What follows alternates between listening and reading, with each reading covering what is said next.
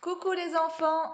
Alors aujourd'hui, petite vidéo en orthographe pour savoir quand est-ce que je vais mettre le ER, le ES, EES ou EE à la fin d'un mot, d'accord?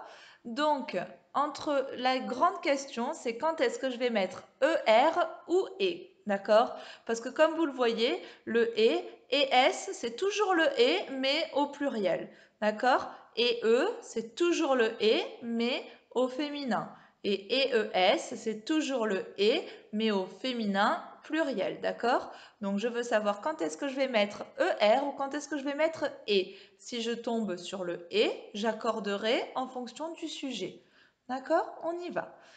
Alors, pour savoir quand est-ce qu'on va mettre cette terminaison ER ou E, on va se servir d'un verbe qui va on va remplacer le mot qui se termine par E par un verbe qu'on aura choisi, un verbe du troisième groupe, d'accord? Donc pour aujourd'hui, moi je vous conseille de prendre le verbe battre, d'accord? Je vous explique. Vous allez remplacer le mot que vous ne savez pas écrire, vous ne savez pas si vous allez devoir mettre E, ER ou E comme ça, vous allez remplacer par le verbe battre. Lorsque vous allez entendre battre dans votre phrase, il faudra mettre ER, d'accord? Lorsque vous allez entendre battu, il faudra mettre un de ces quatre. Donc vu qu'ils ont tous le et après on verra si on met e, es ou EES en fonction de si c'est féminin ou pluriel. D'accord? On y va, on fait un exemple au tableau, ça va vous aider parce que comme ça, là, c'est un peu compliqué. Vous comprenez peut-être pas ce que je veux dire dans on va remplacer un verbe. Je vais vous faire un exemple au tableau et je suis sûre que vous allez comprendre. On y va. Alors, j'ai accompagné mon ami à la gare. J'ai accompagné.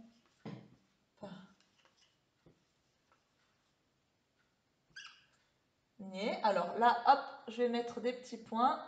C'est ici que je me demande si je vais mettre et, ER, ces terminaisons-là. D'accord?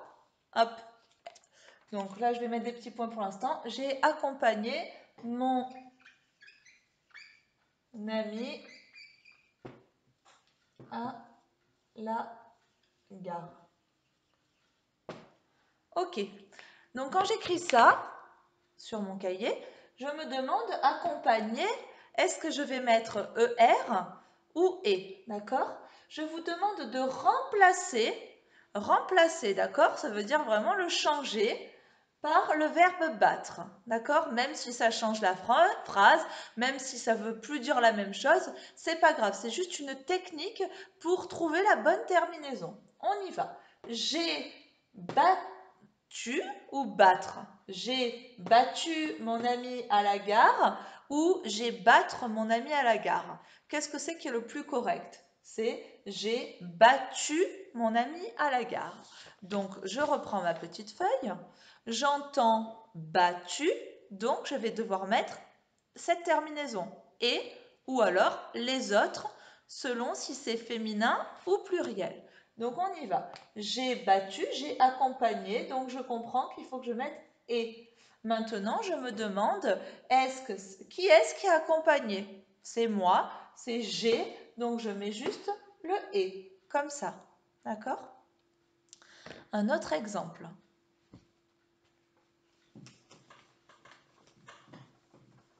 Je fais 3 exemples en tout, d'accord? On en a fait un, il en reste 2 et après la vidéo est terminée. Et vous aurez une fiche à faire pour voir si vous avez compris. On y va. Alors, deuxième exemple, c'est le chat fait un bond pour attraper la souris.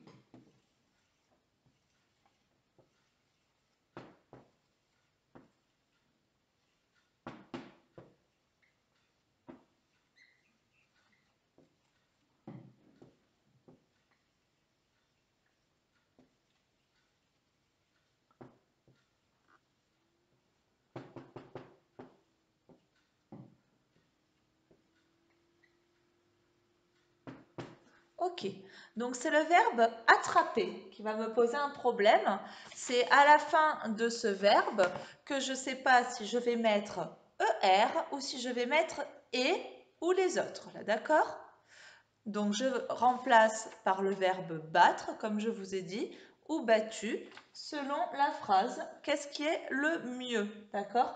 Même si ça change la phrase, même si la phrase, elle veut plus dire grand-chose, parce qu'on a changé le verbe en entier, donc des fois, ça veut plus dire grand-chose, on prend ce qui est le plus correct, d'accord?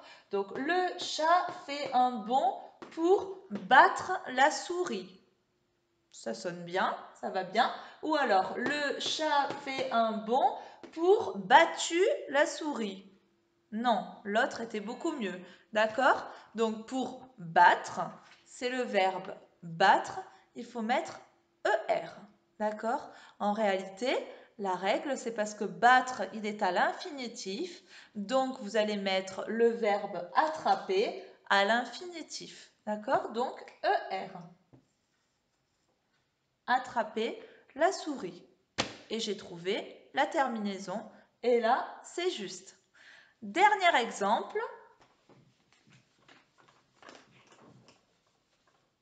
Hop.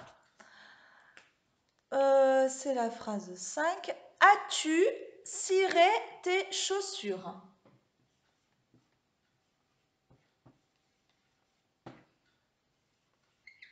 Ciré, c'est là que je me pose cette question. Tes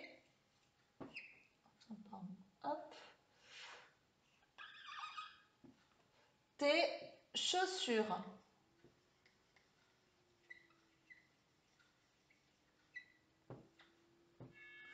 As-tu ciré tes chaussures? Eh bien, on continue à remplacer le mot qu'on ne sait pas écrire à la fin, qui se termine par « et ». As-tu battu tes chaussures ou as-tu battre tes chaussures? D'accord?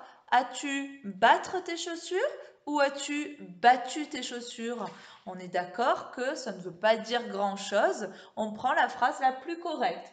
Donc, as-tu battu tes chaussures? Oui, c'est le mieux. C'est mieux que as-tu battre tes chaussures? D'accord? As-tu battu, donc ciré, tes chaussures? D'accord? Ensuite, on se demande qui est-ce qui a ciré? D'accord? C'est tu as, donc c'est toujours du singulier. Donc ciré, c'est et. D'accord? Donc vous avez la règle. Hop.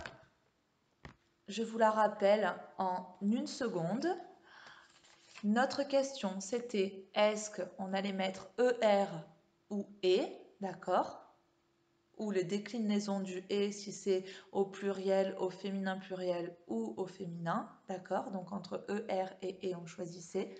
La règle, c'est que si j'entends battre, quand je remplace le mot, si je le remplace par battre. Si j'entends battre, c'est l'infinitif, donc je mets ER.